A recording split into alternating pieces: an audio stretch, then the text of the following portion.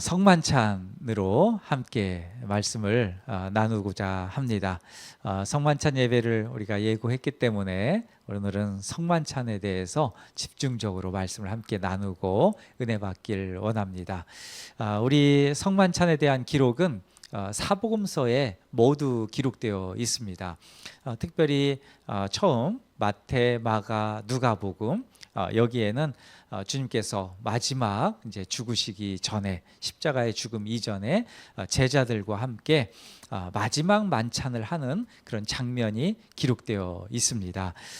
그런데 특이하게 요한복음은 마지막 이제 마태, 마가, 누가 마지막 요한복음은 조금은 좀 다른 관점에서 이 성만찬을 기록하고 있는데 예수님께서 제자들의 발을 씻기는 장면 요것이 집중적으로 이렇게 기록되어 있습니다.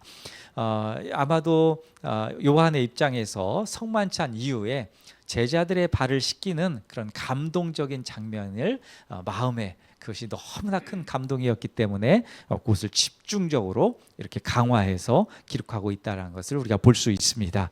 자, 오늘 읽은 성경 본문으로 볼 때 마가복음이죠. 성경의 첫 번째 기록된 책, 그러니까 사복음서 중에 제일 먼저 기록된 책이 마가복음인데 이 마가복음 여기에 최후의 만찬에 대한 예수님의 생각이 기록되어 있습니다. 예수님은 십자가에 죽으시기 전날 밤에 제자들과 식사를 함께 하시죠. 마지막 만찬, 그러니까 최후의 만찬이죠.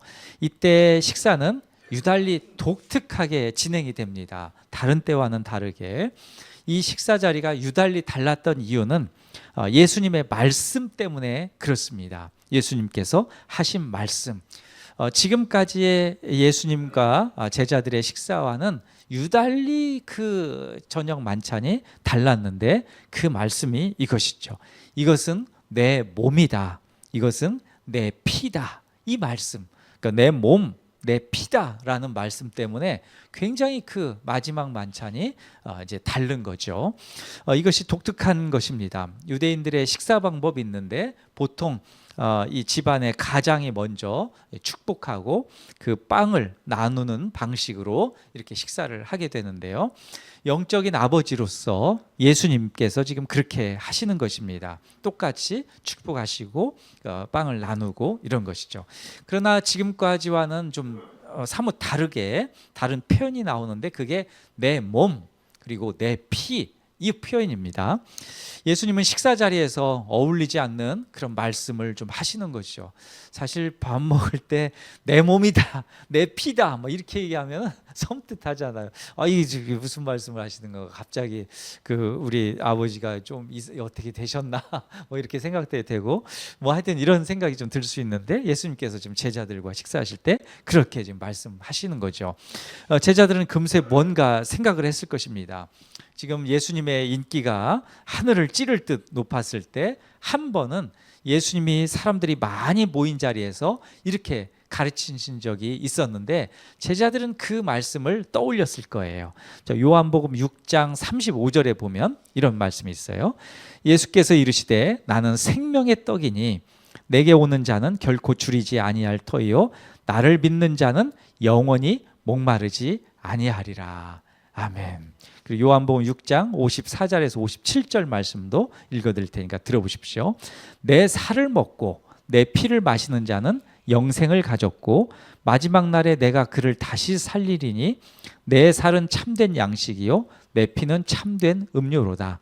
내 살을 먹고 내 피를 마시는 자는 내 안에 거하고 나도 그의 안에 거하나니 살아계신 아버지께서 나를 보내심에 내가 아버지로 말미암아 사는 것 같이 나를 먹는 그 사람도 나로 말미암아 살리라. 아멘. 자, 그때 사람들은 이 말을 듣고 예수님으로부터 이렇게 등을 돌린 사람들이 많았습니다. 저 양반 이상한 얘기하네, 저 이상한 이단이네 라고 하면서 다 등을 돌린 거죠. 그때 상황이 꽤 심각했습니다. 제자들 중에서도 예수님을 떠나려는 사람이 있었을 것입니다. 그 말을 이해하지 못했기 때문에 그런 것이죠. 그 상황이 외부적으로나 내부적으로나 꽤나 심각했음을 짐작하게 하는 것은 예수님의 말씀 때문입니다. 요한복음 6장 67절에 이런 말씀을 해요. 예수께서 12제자에게 이르시되 너희도 가려느냐 이렇게 말씀해요. 그러니까 이게 그 상황이 굉장히 심각했다는 것을 지금 오늘 알 수가 있습니다. 그러니까 사람들이 다 떠나가고 막 손가락질하면서 아, 저 양반 저 완전 이제는 그 표현이 좀 그렇지만 완전 또라이 아니야? 도른 거 아니야? 정신이 좀 어떻게 된 거 아니야? 저 양반이 좀 인기가 치솟더니 좀 맛이 갔네. 막 이렇게 얘기하면서 막 그런데 제자들도 영향을 받아가지고 그런 움직임이 있기 때문에 예수님께서 감지하시고 너희도 가려느냐 이렇게 말씀하는 거죠. 베드로는 영생의 말씀이 여기 있는데 어디로 가겠습니까? 라고 하면서 상황을 수습합니다. 성경학자들은 베드로의 말이 말씀에 확신을 갖고 말한 것이 아니라고 이렇게 얘기하죠. 상황을 수습하려 하는 그런 어떤 것으로 해석을 합니다. 그게 맞습니다. 아무튼 예수님은 바로 그때 설교했던 것을 지금 다시 십자가에 죽으시기 전날 밤에 제자들에게 말씀하셨다는 것입니다. 이것이 내 몸이다. 이것이 내 피다. 이 말씀인 거죠. 예수님은 성찬식 제정의 사건을 통해서 십자가의 사건을 말씀하시고자 했던 것이죠. 그런 점에서 이 성만찬은 십자가 사건과 직결됩니다. 하나님께서 인류를 구원하시라는 비밀이 바로 이 성만찬, 이 성찬식에 있는 것이죠. 이러한 성만찬에서 적어도 우리는 세 가지 축복이 있음을 우리가 알게 됩니다.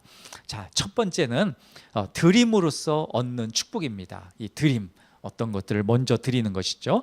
예수님이 떡을 들어 올리시고 한 가지 일을 더하십니다. 떡을 가지시고 축복하셨고 떡을 떼십니다. 자, 22절 말씀인데요. 오늘 읽었던 22절 이 말씀입니다.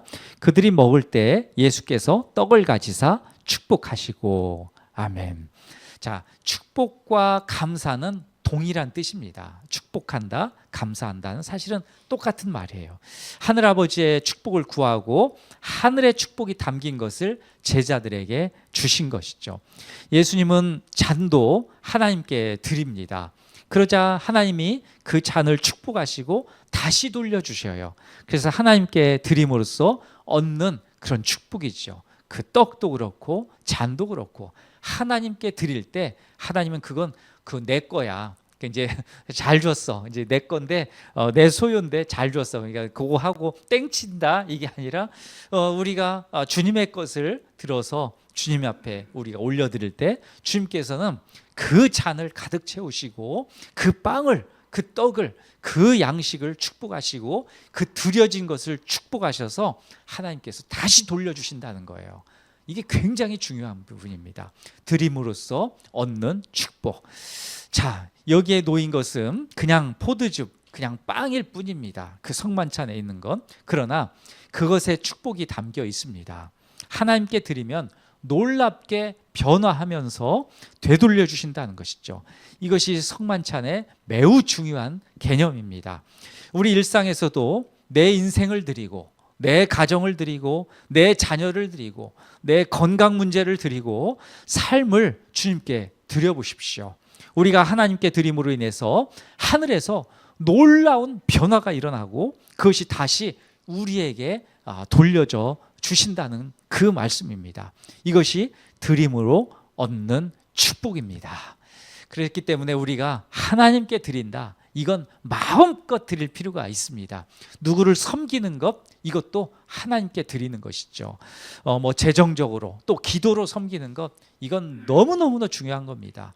우리가 짧은 기도지만 누군가를 위해서, 어떤 선교사님을 위해서, 어떤 선교지를 위해서, 또 누군가 기도 부탁을 한 걸 위해서 우리가 기도하지만 그것은 이거 하나님이 들어주실까? 내가 시간도 없고 해서 이거밖에 기도 못했는데, 이게 아니라 그것을 드림으로 말미암아서 하나님은 놀랍게 그 짧은 기도도 하나님이 들으시고 그것을 축복하셔서 넘치도록 하나님께서 기도에 응답하시고 재정적인 그런 축복도 주신다는 것, 그것을 우리가 믿음으로 사모하시며 그렇게 나가시기를 축복합니다. 자, 두 번째는 이것입니다. 믿음으로 얻는 임재의 축복입니다. 믿음으로 얻는 임재의 축복. 자, 예수님께서 떡을 주시면서 자, 받으라. 이것은 내 몸, 내 피라고 말씀하십니다. 성찬식에 참여할 때 그 빵은 떡이 그냥 떡이고 그냥 빵일 뿐입니다. 그 뭐 이런 물리적인 그것이죠. 포도즙도 마찬가지죠. 그냥 포도즙일 뿐입니다. 실제로 그리스도의 그 몸과 피로 변화되는 것은 아닙니다.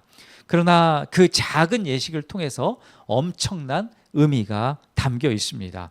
제자들이 예수님의 십자가 전날 밤에 식사를 하시면서 받았던 떡과 잔도 여전히 떡이고 빵이고 포도즙입니다. 뭐 그것이죠. 먹는 것. 그러나 예수님의 작은 행동을 통해서 보여주시는 의미를 믿음으로 받는 것이 중요하다는 것이죠.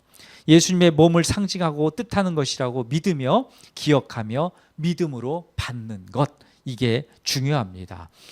주님, 저를 위하여서 십자가에 죽으심을 감사합니다. 주님, 저를 위해서 십자가에서 피 흘리심을 감사합니다. 이렇게 감사하면서 받는 것, 이게 참 중요하죠. 자, 성만찬에 참여할 때 이 작은 빵, 이 포도즙을 믿음으로 받아들이면서 구원 사건을 다시 기억하는 우리가 되기를 축복합니다. 예수님이 내 삶에서 절대로 분리되지 않도록 인생 끝까지 걸어가신다는 것을 믿는 그것이죠. 그때 주님이 우리에게 오십니다. 그것이 임재입니다. 예수님께서 임재하시고 하나님께서 임재하신다는 것. 자, 임재, 이걸 한자로 보면은 임은 오신다는 거예요. 오신다. 그 누구로 와요? 나에게.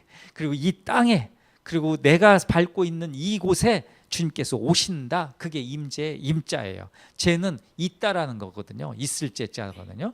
그러니까 오셔서 우리와 함께 계신다라는 뜻이 임재인 것이죠. 우리가 그 구원 사건을, 예수님의 십자가 사건을, 이 빵과 또 포도즙을 주님께서도 축복하시고 그것을 축복하셔서 우리에게 주심으로 인하여서 우리와 함께 주님이 인생 걸음을 걸으신다는 것을 우리가 그 믿는 것, 그것이 우리에게 큰 은혜가 된다는 것이죠. 나와 함께 밀접하게 하나 되는 것, 그것이 우리 삶에서, 일상에서 보면 이 먹는 겁니다. 이 먹는 게 얼마나 우리와 하나 된 것이라면은, 음식을 먹으면 그것이 소화가 되잖아요. 소화가 돼서 내 몸으로 스며들어요. 물도 그렇잖아요. 물도 그냥 마시면 금세 내 몸으로 이렇게 스며드는 것이죠. 그리고 갈증도 해소되고 모든 몸에 말랐던 것들이, 세포들이 다 이렇게 촉촉해지는 것이죠. 살아 생기가 얻는 것이죠. 어쨌든 먹는 것, 그걸 통해서 우리가 소화가 되고 또 혈액을 타고 몸 구석구석에 스며듭니다. 뼈에도 가고 뇌에도 가요. 그리고 세포에도 스며들죠. 그리고 우리의 정신과 행동에도 활력을 줍니다. 이 먹는 게 그렇게 영향을 주어요. 그런 점에서 음식과 몸이 분리될 수 없습니다. 그래서 좋은 음식 드시고요, 먹는 것도 잘 먹고 그래야 됩니다. 이게 영혼과도 연결돼요. 사실은 이게 이제 과거의 이단들, 영지주의자들, 그들은 몸과 영혼이 다 분리됐다고 하고, 몸은 뭐 형편없는 것이고 영혼만 아주 좋은 것이다, 막 이렇게 얘기하는데 그건 틀린 것이죠. 이 몸이 활성화가 되고 하는 것들이 필요해야 또 영혼도, 마음도, 생각도 아주 이렇게 좀 건강하게 되고 그런 거예요. 그래서 잘 먹고 또 잘 자고, 이 육체가 건강한 것이 우리 마음과 생각, 행동에도 영향을 준다, 이런 것이죠. 물론 반대로 영혼과 마음, 생각이 우리 육체를 이렇게 잘 될 수 있도록 하는 것들을, 이런 작용하는 것들 분명히 있죠. 내가 정신 가운데 또 내 생각 가운데 내가 육체를 잘 관리해야 되겠다, 운동을 잘 열심히 하고 또 먹을 것을 잘 먹어야 되겠다, 뭐 이렇게 생각하면 또 그렇게 가는 거잖아요. 그렇기 때문에 지금 말씀드린 두 가지, 이 몸과 영혼, 몸과 마음, 마음과 영혼, 또 그 이 생각과 이 몸, 이것은 따로따로 다 분리된 게 아니라 하나라는 것이죠. 일체돼서. 그래서 주님께서 이 포도즙과 이 빵을 주님께서 이 내 살과 피다, 이것을 먹어라 라고 말씀하셨던 이유도 여기에 있는 것입니다. 뭐 음식과 몸이 분리되지 않는 것이죠. 그래서 예수님이 어떤 경우에도 떠나지 않을 것을 내 살을 먹고 내 피를 마시는 것으로 말씀하신 것입니다. 이것이 믿음으로 얻는 임재의 축복인 것이죠. 이걸 믿음이 없으면은 사실 뭐 하는 거야? 이렇게 생각되죠. 사실 성만찬에 대한 걸 오늘 성만찬 예배로 드리지만 이게 지금 오늘날 21세기에 엄청난 논란이 됩니다. 왜냐하면 보통은 세례 받은 분들만 성만찬을 이렇게 하잖아요. 믿음으로 이 의미가 뭔지 이것을 교리적으로 알고 정확하게 확신하고 예수님께서 나를 위해서 죽으셨고 피를 흘려주셨지, 그 몸과 그 살과 그 피로 인하여서 내가 구원을 받았지, 이것을 명확하게 알고 확신하고 믿음으로 서 있는 사람들이 이 성만찬에 참여할 때 그렇지, 주님께서 나를 위해서 오신 것이지, 이렇게 이제 생각하는데, 그러지 못한 사람들까지 이제 참여하는 성만찬이 돼버렸어요. 한국 교회 그런 교회들이 좀 많아요.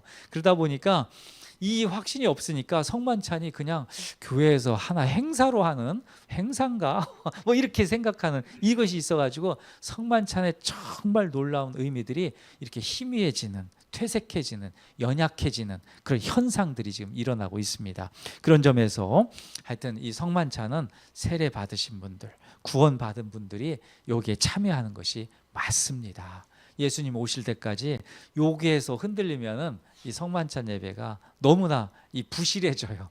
그 예수님의 또 피와 그 우리를 구원하시고자 하는 십자가 그 사건, 그것도 이 흔들리는 거죠. 희미해지는 것이죠. 그게 우리 한국 교회뿐만이 아니라 세계 여러 교회에서 이런 현상들이 좀 생기는데, 이거 우리는 이 믿음을 굳건히 해야 됩니다. 여기서 틈을 주면은 참 신기해요. 이 믿음이라는 게 살짝 조금만 틈을 주면은 믿음이 굉장히 연약해지고 금방 부서져 버려요. 세우기는 어려운데 무너뜨리기는 되게 쉽잖아요. 그런 것이죠. 우리 믿음이 그렇습니다. 하여튼 우리 믿음을 다 잡고 믿음으로 얻는 임재 축복을 성만찬을 통해서 얻으시는 은혜가 있기를 간절히 소망합니다. 자, 마지막으로 미리 맛보는 보장의 축복입니다. 이 보장의 축복, 미리 맛본다, 이것이죠. 예수님은 내가 포도나무에서 난 것을 하나님 나라에서 새 것으로 마실 때까지 다시 마시지 않는다고 말씀하신 적이 있습니다. 그것이 이제 25절인데요. 25절 말씀에 이렇게 돼 있습니다. 함께 읽어볼까요? 25절. 진실로 너희에게 이르노니 내가 포도나무에서 난 것을 하나님 나라에서 새 것으로 마시는 날까지 다시 마시지 아니하리라 하시니라. 아멘. 자, 여기서 하나님 나라가 나옵니다. 영원한 하나님 나라를 말씀하시는 것이죠. 이것이 행복하고 좋다. 영원한 하나님 나라가 진짜 좋은 거다. 그게 최고다. 다른 거 다 빼고 이거 하나 선택하라면 요거 하나님 나라, 이걸 선택해야 된다. 이렇게 이제 표현하는 게 하나님 나라고, 그걸 다른 표현으로는 어린 양의 혼인 잔치라고도 이렇게 표현합니다. 똑같습니다. 어린 양의 혼인 잔치는 하나님 나라, 그것을 다 말씀하시는 다른 표현인데, 사실 이제 우리 인생에 있어서 요즘은 뭐 결혼 문화가 이렇게 좀 우리나라는 이 뭐 결혼 인구도 줄고 막 해서 그런데 이제 따지고 보면 사람이 결혼한다는 것보다 더 행복한 것은 없습니다. 참 행복하죠. 신랑은 예수 그리스도, 교회는 신부. 이것이 우리 기독교 전통적인 진리이죠. 이 영원한 축복은 먼 미래에 있게 됩니다. 그러나 그 기쁨을 우리가 미리 맛볼 수 있다는 거예요. 이것을 신학적 용어로는 선취라고 합니다. 먼저 취해서 얻는다, 먼저 맛본다, 그런 의미에서 선취, 이렇게 얘기하는데, 영원한 천국의 기쁨을 미리 맛보는 것입니다. 그래서 선취입니다. 성만찬은 영원한 천국의 잔치 시간인데요, 천국의 기쁨, 그 능력을 미리 맛보는 것입니다. 그게 성만찬 가운데 있는데, 또 하나는 그 시간 이후로 걸어가는 인생길을 하나님이 보장해 주신다는 것이죠. 어렵고 힘들더라도 주님이 보장해 주신다는 것입니다. 미리 맛보는 보장의 축복이 바로 성만찬의 축복입니다. 할렐루야. 자, 한 가지만 더 우리 묻자면 이것입니다. 이 세 가지가 왜 필요한가? 왜 성만찬에 우리가 참여해야 되는가? 이것인데, 그 답은 현실이 만만치 않기 때문에 그래요. 현실이 너무 어렵고 너무 힘들기 때문에 그렇습니다. 이 세 가지 복이 없이는 이 현실을 우리가 뚫고 나가기 어렵기 때문에 그런 것이죠. 먼저 드리고 믿음으로 받고 우리가 먼저 맛보고 이런 것들이 복합적으로 이루어지지 않으면, 이런 믿음의 사이클이 일어나지 않으면, 영적인 사이클이 일어나지면 너무 힘든 거예요. 믿음으로 이걸 우리가 다 우리 힘으로는 이 현실을 다 우리가 타파할 수 없다라고 하기 때문에 그런 것이죠. 그런 면에서 우리 22절 또 우리 26절은, 오늘 읽은 말씀은 이 덩어리를 놓고 보면 앞의 배경과 그의 이 뒤의 배경을 보면은 예수님이 얼마나 이 현실이 어려운가, 이 현실이 어려운 것을 정확하게 말씀하고 있는데, 이 앞의 배경은, 그러니까 성만찬 앞의 배경이죠. 가룟 유다의 배반이 나옵니다. 가룟 유다는 예수님을 팔 결심을 하죠. 예수님은 이것을 아셨어요. 마지막 성만찬 때도 가룟 유다가 있었습니다. 12 중에 하나라는 표현이 2번이나 나오는데, 이 배반자는 외부에 있지 않고 내부에 있습니다. 내부에 있는 이 배반자, 이게 더 무서운 건데, 하여튼 요게 현실적으로 어려운 거. 두 번째는 성만찬 이후에는, 이 성만찬 이후에 벌어질 상황에 대해서도 이 굉장히 녹록치 않은데, 예수님은 제자들 향해서 모든 것을 다 버리고 흩어질 것이다, 이렇게 말씀을 하십니다. 그때 베드로가 나서서 그런 일은 절대로 없을 거예요. 누가 예수님을 배반해요? 뭐 이렇게 막 얘기를 해요. 그러자 예수님은 너는 나를 3번이나 배반할 것이다, 이렇게 말씀하십니다. 그 예고대로 실제로 베드로는 3번이나 예수님을 배반하고 말지요. 자, 한번 보십시오. 성만찬을 기점으로 해서 성만찬 앞에도 배반자가 있고 성만찬 뒤에도 배반자가 있습니다. 앞에는 가룟 유다가 명시적으로 있죠. 그 뒤에는 이제 12 제자들이 더 있습니다. 자, 가룟 유다, 이 사람은 명시적인 배반자죠. 베드로, 이 사람은 잠재적 배반자입니다. 12 제자들도 마찬가지죠. 다 도망가 버렸으니까요. 그런데 누가 더 위험합니까? 여기에서 이 어떤 명시적으로 너는 아주 그냥 빼박이다, 너는 어떤 일이 있어도 너는 아주 그냥 배반자다, 이런 사람 있고, 하나는 그 앞에서는 아유 무슨 얘기예요, 내가 무슨 배반을 해요 하면서 속으로는 상황이 안 좋으면 나도 발뺌해야 되는데, 이렇게 생각하는 사람. 이 두 부류 중에 누가 더 위험할까요? 사실은 둘 다 위험합니다. 그렇지 않습니까? 앞에서는 뭐 배반하는 사람, 이 사람은 명시적으로 그 사람은 진짜 배반할 사람이니까 그 사람은 조심해야 될 사람이고, 그 사람 때문에 위험해지는 거잖아요. 그렇기 때문에 뭐 위험한 건데, 잠재적으로 이 사람이 긴가 아닌가 모르는데 확신이 없는 사람, 그런 사람이 더욱더 위험할 수 있는데, 아무튼 첫 번째와 두 번째는 다 위험한 사람들이죠. 그런 것이죠. 중요한 것은 하나님의 뜻을 그 뜻이 이루어지는 게 더 중요합니다. 우리 오늘 읽지 않았지만 마지막 27절 말씀을 보면 26절 이후에요, 이런 말씀이 있어요. 예수께서 제자들에게 이르시되 너희가 다 나를 버리리라. 이를 기록한 바 내가 목자를 치리니 양들이 흩어지리라 하였음이니라. 아멘. 예수님은 이미 알고 계신 것이죠. 이 말을 듣고 베드로가 절대 그런 일은 없을 것입니다, 이렇게 막 얘기해요. 그러나 예수님의 말씀대로 제자들은 다 흩어져 버리죠. 예수님이 3년 반 동안 끌고 온 조직이 완전히 와해되고 맙니다. 그런데 여기서 한 가지 질문을 더 해보면 이렇습니다. 만약 이 예수님의 12 제자들, 이 시스템이 계속 유지되었다면 어떻게 되었을까요? 만약 유지되었다면 난리가 났을 것입니다. 왜요? 베드로는 아주 강한 사람이에요. 아주 강한 사람에서 이 조직이 계속해서 유지되면서 뭔가 예수님이 막 굉장히 인기가 있고 뭔가 거기서 확 어떤 파급력들이 일어난다 그러면 한 자리 차지했을 법한 사람이죠. 그렇지 않으면 견딜 수 없죠. 내 자리 내놔. 내가 한 몫이 있으니까 내 목 내놔 하면서 아주 좋은 황금 자리를 차지했을 것입니다. 요한도 그렇죠. 요한은 헌금을 많이 했던 사람인 것은 맞습니다. 그러니까 자기가 헌금을 제일 많이 했다고 아마 난리를 쳤을 거예요. 아니 이 베드로 이 양반아, 누가 여기에서 제일 많이 헌금 많이 했어? 내가 제일 많이 했잖아. 그러니까 그 자리 내놔. 이렇게 서로 막 요한과 베드로 싸우면서 막 그랬을 것이죠. 또 가룟 유다도 똑똑했던 사람이잖아요. 제일 똑똑했던 사람. 예수님을 떠난다는 것이 자신을 희생한다는 것을 금세 통밥으로 알아챘을 것입니다. 그래서 그것을 막으려고 예수님을 판 것이죠. 그런 상황에 예수님이 극적으로 기적을 일으키시라고 생각했을 가능성도 있습니다. 내가 저 양반, 저 예수님 생각해 보니까 저 양반은 자기 몸을 날릴 사람이야. 그런 사람이니까 저걸 막아야 돼. 저걸 막아야 우리 이 시스템이 망가지지 않아. 그렇게 하면 만약에 그렇게 내가 딱 막을 때 그 예수님의 그 능력이 있으신 분이니까 극적으로 뭔가 상황을 딱 변화시킬 수 있을 거야. 이렇게 통밥을 딱 쟀을 거예요. 근데 그렇게 안 되잖아요. 안 됐습니다. 그러니까 베드로, 요한, 가룟 유다. 그 사람들의 이 사람들이 이 시스템이 계속해서 유지됐다면 아마 난리를 쳤을 것입니다. 자, 현상적으로는 대제사장이 예수님을 팔았습니다. 그러나 근본적으로는 하나님이 치신 것이죠.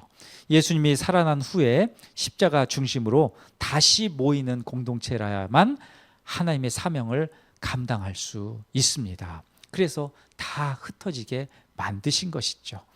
그 사람들의 연약함을 사용하셔서 다 흩어지게 만드신 거죠. 그러면서 하나님의 뜻을 이루어 가시는 것이죠. 자, 성만찬의 이 세 가지 축복의 말씀을 제가 말씀드렸습니다. 첫째는 드림으로써 얻는 축복, 둘째는 믿음으로 얻는 임재의 축복, 마지막으로는 미리 맛보는 보장의 축복. 그것인데 이 축복이 우리 교회 가족들에게 또 우리 교회와 한국 교회 가운데 가득하기를 축복합니다. 우리 이 드림으로써 드리는 것 제가 말씀드리지만 한 번 더 요약적으로 말씀드리지만 드리는 것 참 좋습니다. 하나님께 드리는 건 즐거워해야 됩니다. 내 것 뺏기는 거 아닙니다. 하나님께 드릴 때 주님께서 축복하시고 그 잔을 높이 들 때 하나님께서 그 잔을 채우시고도 남게 넘치도록 채우셔서 다시 우리에게 돌려주신다. 그것을 우리가 믿고 하나님께 드린 거 막 절절매면서 나 없는데 하나님께 이거 드리면 내 뺏기는 거 아닌가 이런 생각하지 마십시오. 하나님께 드리면 하나님이 채워주십니다. 다시 돌려주신다는 것. 그리고 우리 성만찬을 예배를 할 때 하나님께서 우리에게 주신 모든 것, 살과 피, 이 모든 것들이 우리를 위한 것이라는 것을 믿음으로 믿고 그렇게 구원에 이르기를 우리가 힘써야 된다는 것이죠. 그리고 성만찬에 이렇게 참여할 때 주님께서 천국, 어린 양의 혼인잔치, 그 천국의 기쁨을 미리 맛보게 하시는 거예요. 그리고 우리가 경험케 하시는 거예요. 이것을 사모하는 것이, 사모해야 될 이유가 바로 여기에 있습니다. 우리 교회 가족들 가운데 하나님께서 이 드림과 또 하나님 이 믿음과 이 보장의 은혜가 가득하기를 간절히 축복합니다.